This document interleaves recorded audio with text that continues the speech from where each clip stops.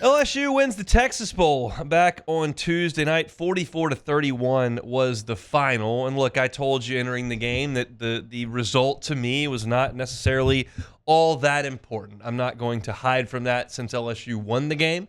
I certainly would have stuck to that had LSU have lost the game. But I did say entering the game that, hey, I think it's going to be fairly competitive because Baylor's kind of got its whole team from a group that's won 6 in a row, albeit against pretty mediocre competition. And LSU was probably a better team than Baylor in the season and had been compromised a little bit offensively, so maybe you knocked them down a peg. Probably going to be a fairly competitive game. And it was a fairly competitive game. I will grant you that.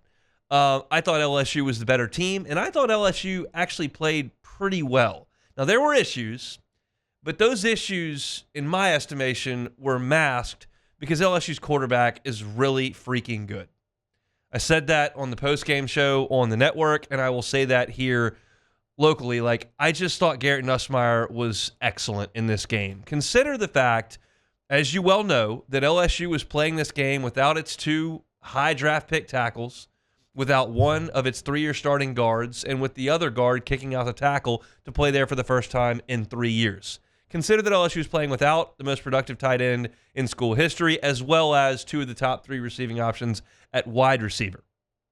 Garrett Nussmeier was basically working with a patchwork cast of characters. He comes out, leads a 12-play, 68-yard drive for a touchdown that I thought was very, very well called by Joe Sloan and expertly executed by Garrett Nussmeier. There was a huge 4th down there that he hit Trey'Dez Green on in a gorgeous little out route. Touchdown. LSU then goes 3 and out and they punt, but the next 2 drives right down the field, 5 plays, 81 yards, touchdown, 6 plays, 58 yards, touchdown. So you've scored a touchdown on a sizable drive, 3 of your first 4. And then on the 5th drive, LSU drives it down and Garrett Nussmeier hits Aaron Anderson right in the hands in the back of the end zone, and Anderson can't corral it. Of course, the next snap is a blocked field goal, but if Anderson catches that ball, then you're talking about 4 of the first 5 drives being touchdowns. And then the 6th drive was only stopped because Nussmeier threw a seed over the middle to Aaron Anderson, who caught it, was making a big play, and fumbled. 2 rough snaps in what was a great year for Aaron Anderson. But the point is that, it's very conceivable that due to Nussmeier's play, LSU could have scored touchdowns on 5 of its first 6 drives, with a completely new cast of characters against what we know to be a really quality defensive mind. Now, Baylor's personnel on defense isn't great, but Aranda's a good defensive coach. He had a month to get his guys ready, and Nussmeier just shredded them. And when the night was done, Garrett Nussmeier finished with another 300-yard game, his 8th of the season. He throws for 3 touchdowns, could have easily been 4, could have easily been 5. And he used guys that he hadn't had to use all year. So to me, my biggest takeaway in this game was that Garrett Nussmeier is a dude. And I understand that he made a terrible throw on that interception. It was a terrible throw. It was. And he's got to eliminate that portion of his game. But trust me, I would rather try to eliminate 1 throw a game than try to improve 20 throws a game that aren't any good because your quarterback's not a very good player. And y'all have to remember that we watched a lot of that over the last 20 years in Baton Rouge.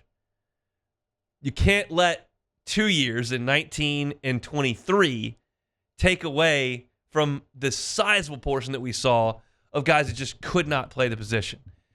Nussmeier's now got an offseason where he's going to have to clean up those misreads. There are always going to be missed throws, and I get that. But I've talked at length over the course of the last 3 months about the repeated bad decisions that Garrett has made that have cost LSU dearly. A couple of bad ones in College Station in the second half. The interception he throws at the goal line against Alabama when you got a chance to make it a 1-score game. And then this one against Baylor, which was in an inopportune spot. I rattled off those first 6 drives. The 7th one, after Baylor had drew closer, he throws a pick and sets him up in a prime scoring opportunity. That's the step that Garrett's got to take. But I got to tell you, I feel pretty good about it because you saw Chris Hilton and Trey'Dez Green in this game exactly indicate what kind of skill set they have and where it can be useful in the LSU offense. Trey'Dez Green on a huge 4th down in the red zone. How good was that first throw that Nussmeier makes for a touchdown in the back of the end zone, right to Trey'Dez Green? Boom, in the back of the end zone. That's a size mismatch. It's a nightmare. Then the other touchdown catch, he lines up in line, delay, drags across the field, easy throw for Nussmeier. He is a matchup nightmare, as we said, in the red zone. And Chris Hilton, they could have used him. They could have used Chris Hilton this year, because that skill set is one that you can't teach, and if you don't have it, you can't create it. And LSU didn't have it without Chris Hilton. Some of these guys are plenty fast. They're not as fast as Chris Hilton. And again, nobody is asking me to coach their defensive backs camp. I'm not Deion Sanders in the back pedal, but I know when I'm watching the replay and the Baylor corner is in his back pedal and Chris Hilton is gaining on him in his back pedal, and he waits until Chris Hilton is even with him to flip his hips and try to run, good night. No shot. Not the corner from Bama, not the corner from Florida, certainly not the corner from Baylor is going to run with him when you're that late flipping your hips and running. So what do you have to do? Clemson's going to have to look at this all offseason, the tape from Oklahoma and Baylor, and they're going to see that our corner cannot wait to flip and run when Chris Hilton starts getting vertical. Well, what does that create? Soft coverage. And nobody on LSU's roster can create that like Chris Hilton. Now, Barry Brown's coming in, and he can too, and that's the exciting part of this whole thing. You start to talk about Garrett Nussmeier and his productivity, and Chris Hilton and his skill set, and Aaron Anderson in the breakout year he had, and Nick Anderson's potential from his freshman year, and Barry Brown's skill set that was underutilized at Kentucky. And you realize that this is a passing attack that looks really good, but it only looks really good if you can block. And LSU was doing this on Tuesday night with a cast of guys that had not been asked to play very much. Tyree Adams had not been asked to play very much. Bo Bordelon hadn't played much. Paul Mabenga, about a month. You realize Miles Frazier's moving on, but LSU finishes this game, and you didn't give up a sack. Garrett Nussmeier ended up with 34 pass attempts, not a sack to be had. That's impressive stuff. Baylor's not some elite squad, but again, it's these guys' first time. And you've already gone and gotten Braylon Moore at center. You've gone Northwestern to bring in a tackle. And you're probably not done there. This was always going to be kind of a look towards next year. And to me, offensively, LSU very, very much passed the test against Baylor. You come up with 44 points. You take off the 7 for the pick 6. You understand. But that's a really good offensive effort. And to me, the biggest story from this game was Garrett Nussmeier using these weapons to create a potent offense. And there's going to be a reason why when we get to July for SEC Media Days and to August for talking season, that Garrett Nussmeier is going to get a lot of Heisman hype. I'm not telling you he's going to win the Heisman. I'm not telling you he's going to New York guaranteed. I'm not telling you that LSU is going to win the SEC or be a college football playoff team.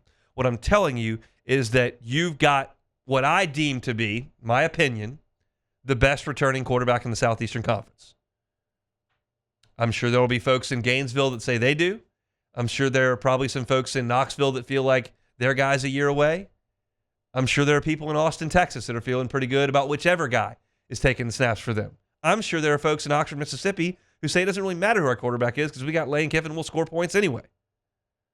What I'm telling you is I think Garrett Nussmeier is the best one returning, the most proven one who is returning. And that's a huge, huge thing as you move forward in the next season. I sat here in this chair. I sat on my kitchen table at my kitchen table, I should say. I didn't sit on it. At my kitchen table and typed out my pick for LouisianaSports.net, and I picked Baylor. Why? I said, well, LSU's strength is their passing game, and you've crippled it by taking away your offensive line and pass catchers. I don't think it'll be as good. I think Baylor will win the game. Nope. It was every bit as good. And that's because the one guy that you didn't have leave, Garrett Nussmeier, showed out. 304 yards, 71% completion, 3 touchdowns. The one bad pick, but he was really, really good. Hey, thanks for watching Hunt on LSU. Before you get out of here, do us a couple of favors. Hit that like button, leave your comments below, and subscribe to the channel for all your Fighting Tiger football talk. See you next time.